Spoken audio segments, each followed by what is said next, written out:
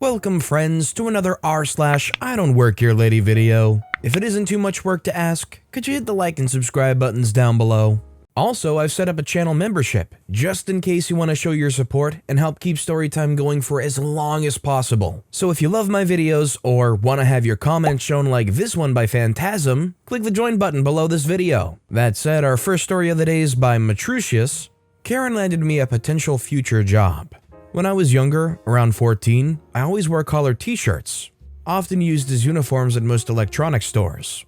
I had just started a simple job elsewhere and was going to use my savings and first payment to buy my first self-built gaming computer. So I was in a computer electronics store trying to learn and make a few plans.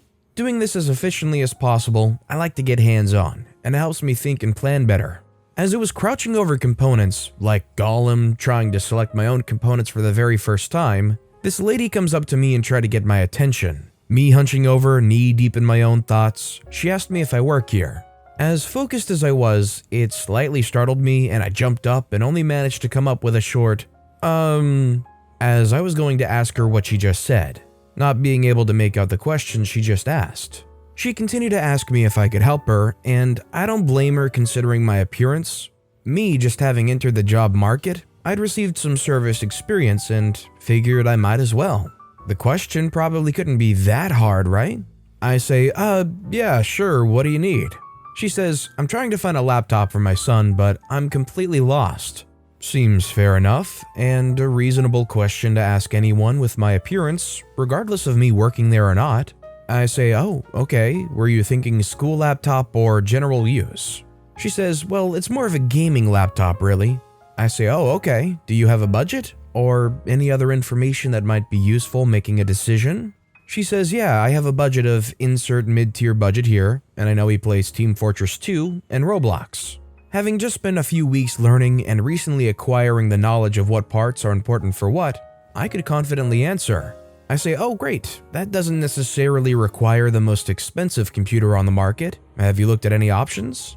The lady, getting a slightly frustrated tone, says, no, that's what I came here to ask about. I say, well, have you looked at any of the laptops displayed at the section over there? Pointing at the 2 rows of demo laptops closer to the registers. The lady, getting even more frustrated, says, no, I have no idea what I would be looking for. That's why I came over to ask. I say, okay, I'm sorry. Well, anything between a lower amount than budget and your budget would probably have what you need. Just look for relevant specs at the time, and it would be more than enough for him. She asks, can you join me so I'm sure? Figuring at this point, it shouldn't be a considerably longer interaction and I could get back to my things, just point out 3 different options at different prices and I could leave. So I accompany her over to the laptop section. She says, okay, so which ones would be an option? I point to 3 different laptops. I make an effort to explain the differences in a short but precise manner. After concluding, I consider myself done. I say beyond that, you could really just pick based on your budget. As I'm about to leave, she says, so what can you do on pricing here? I, quickly realizing the mistake that has just happened, said, oh, I'm sorry, I think there's a misunderstanding. She says, oh, come on, I know you guys have some leeway on the prices. What's the best you can do? I say, no, you see. She says, oh, don't you dare be more condescending than you were earlier. That should account in the price too. Probably referring back to when she was getting flustered in the first place. Me, a bit taken aback about what just happened, said, I don't. She says, oh, but I know you do. I know I can get a better one if you just work out whatever you have to. What about that one? Could we do 20% here? That seems reasonable. I say, you have to talk to. She says, fine, direct me to your supervisor, but you're coming with me. I say, I don't work here. She says, what do you mean? Why else would you be helping me? Now, come on, let's bring this to the register and get something done. As we proceed to the checkout, which was rather close, she's literally dragging my tiny little body along as I make an effort to explain the mishap. When we then get to the register and a worker sees this lady literally trying to push me behind the counter, they ask what's going on. The lady says, well, this young man is going to honor his word and sell me this laptop at a 20% discount. The worker says, oh, he doesn't work here. She says, well, why has he been helping me and promised me a 20% discount then? Your company's now responsible to keep that. I say, I try to tell you I don't work here and She cuts back in. Whatever the case is, I'll have this laptop for this price. The worker says, I don't know what happened over there, but... Worker continued to explain what's about to happen next. I managed to slide away as I see a manager approach. From what I could make out as I'm lingering in the area, trying to get back to my things, the lady got upset and left in a bit of a hurry. As I was getting back to my things, the manager approached me, and me thinking I was in trouble, I was about to apologize for making the lady think I worked there. He assured me I had nothing to worry about, and he had in fact watched me deal with this situation, and told me some customers are like that with the real employees too. He apparently admired the way I explained things to her, and asked if I ever needed a place to work. I'd be welcomed back. I appreciated it, finished my planning, and left. Honestly, if I was in that manager's position, I would say the same thing to a kid like that too. If you were running a store and you saw an employee take on a customer, walk them through everything they needed, and basically execute a sale to the best of their ability, would you be willing to give somebody like that a job on the spot? Let me know what you think in the comments down below. Our next story of the day is by Old Zoomy 2020, The Religious Event. Many decades ago, when I was just a young soldier, I was serving overseas in a NATO country. There was a major, once-in-a-century event coming up in the town I was stationed. As the town expected a large influx of tourists for the event, the town requested any military personnel who spoke both English and the local language to volunteer as guides. I love this town. It was the first place in my life where I felt home. I spoke the language, I had local friends, I committed that sin of going native in military terms. I felt more local than I did American. Volunteering for this event seemed like the right fit. Cheerfully, I did. In this country, people did not dress non-conservatively in public at the time. They did not eat while walking in public. The influx of tourists was a bit of a shock, especially the Americans in their short shorts, sandals, tank tops. Just not done by the somewhat conservative local standards. Still, I answered cheerfully lots of questions and got a lot of compliments about my English. Yeah, I'm American, so... Until the Buffazilla appeared. She was 300 pounds to my 125. Just on sight, she terrified me. Gigantic everything from hair to bright red painted toenails sticking out of her flip-flops. She spied my guide badge and cornered me, yelling as people always do when they assume you don't understand their language at normal volume. She spat, "Me hungry, where me eat?"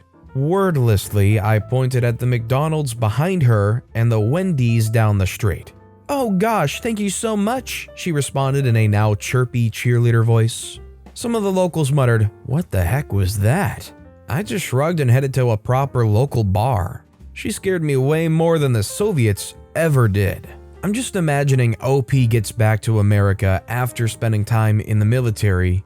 They start talking to some people, telling stories of their time, and they say, "What's the scariest thing you saw while you were out there?" And they start telling people the scariest thing they saw while deployed was a 300-pound American in a different conservative country. Definitely not an expected answer.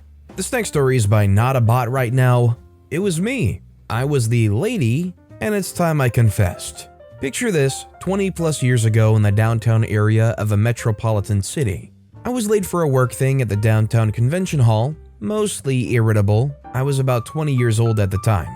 A personal assistant to a really annoying woman, but this one is all on me. I drove into the parking garage next to the convention hall. There was a driveway heading up to the next level with one of those stand-up signs stating, "Event parking, so-and-so amount of money."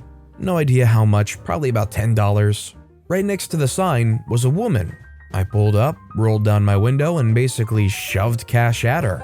She starts to say, "Wait, But I cut her off. "I don't have time. I'm late and it's the right amount." And I drove up the ramp to see a booth and a gate across the drive. And a lady in the booth asks me for the money.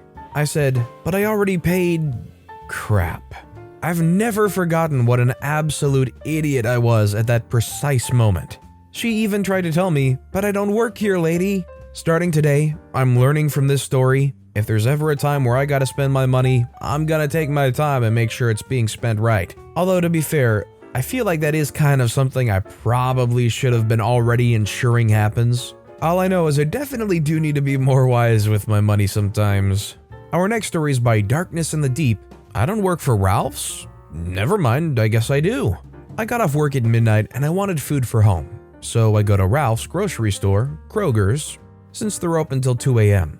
I'm anxious to get in and out because I'm tired. I'm power walking around, grabbing what I need, listening to music, in my own little world. I get followed and asked by 2 different people in separate instances if I work there and to help them find a certain item. They had to wave me down. First time, I give a weird stare and say, I don't work here. The second time, I look down at myself, the food in my basket, and back at them. How do I look like I work here? I politely ask them. They say, oh, you don't work here? I wasn't wearing a uniform. I was wearing a casual, unbuttoned light red flannel, Star Wars t-shirt, and blue jeans. I'm carrying a handbasket with food. I got earbuds in blasting loud music. Ralph's employees wear all black, usually black t-shirts, black pants, and black shoes. They're the first thing you see when you enter. Honestly, I have no clue. Maybe they assumed because it was late at night that maybe the uniform is more lax? I don't know. I think in general there must have just been a great lapse in judgment here. Our next story is by Ava Stevens 1. All I need is a freaking beer. My husband played tennis at a club near our house. This particular evening, I decided to tag along and hang out in the clubhouse with the viewing area. I was getting ready to take the GMAT exam for grad school, so I'm sitting there half watching my husband and scanning my study book. Jerk tennis player comes in from the courts and announces to me that he needs a beer. I say, okay, sounds good to me. When the bartender returns, they can get it for you. The jerk tennis player walks up to me and barks, go get me a beer. I say, I don't work here. They say, Jesus, all I want in my life is a freaking beer, and you won't get off your butt and get me one. I say, call your wife. Other tennis players say, she's Bob's wife and she doesn't work here. Jerk tennis player and other tennis players start arguing. He's stomping around the clubhouse yelling about his beer. I'm still sitting now with my feet propped up because I'm not moving. The jerk tennis player still yelling says, you gonna get me my beer? I say, the one that you need? He says, yeah. I say, still don't work here, and while I'm one to talk, but buddy, if you need a beer that bad, you need to reevaluate your choices and work on your critical listening skills. This is going on while the chorus of other tennis players are A, defending me, B, insisting that I don't work there, C, telling him to stop yelling at me, and D, she's Bob's wife. He stormed out of the clubhouse back to the court and never apologized. Every time I saw him from that point on, I'd say to him, still don't work here. If he was across the room, I would announce it loudly. The people who were there would chuckle. Considering this guy was just dead set on being an absolute jerk from top to bottom, anytime OP sees them saying, still don't work here, and being a jerk right back to them, completely understandable in my book. And our final story of the day is by Sam G461A. Why would you call a neighboring store? To set the scene, I work at a gas station that's next to a McDonald's. The McDonald's is supposed to be 24 hours like us, but they've been struggling with staffing and have been closed a lot. Like most of the day, they're drive-through only and they close out completely at night, but never at the same time. They keep coming out with new schedules but don't follow them. So anyway, I'm serving some customers at the cash register at this gas station and the phone rings. I answer it and the man on the other end asks if the McDonald's next door is open.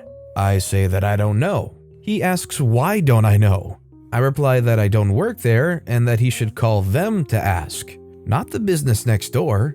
He then had the audacity to ask me if I could go check for him if they're open. I said no, and he asked why not. I told him it was because I was at work doing my job and couldn't just leave. He then got upset and said that he tried calling them, but they weren't picking up. I said, well, that sounds like they're closed then, doesn't it? And hung up on him.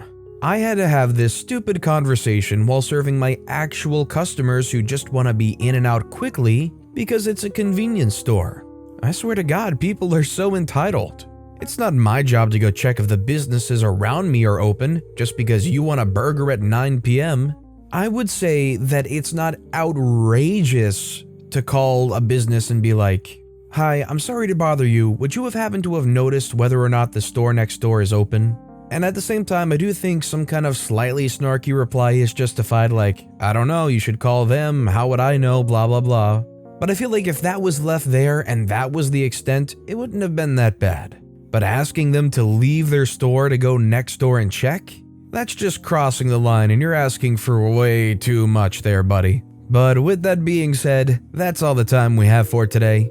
So of all these stories I've read today, which is your favorite and why? Let me know in the comments down below. And if you haven't yet, if you could like and subscribe, that would mean a lot to me. Whatever you do, whether it's liking, subscribing, turning notifications on, all of it helps grow this channel and I appreciate the heck out of it. So until next time, I'll see you all tomorrow with some more stories.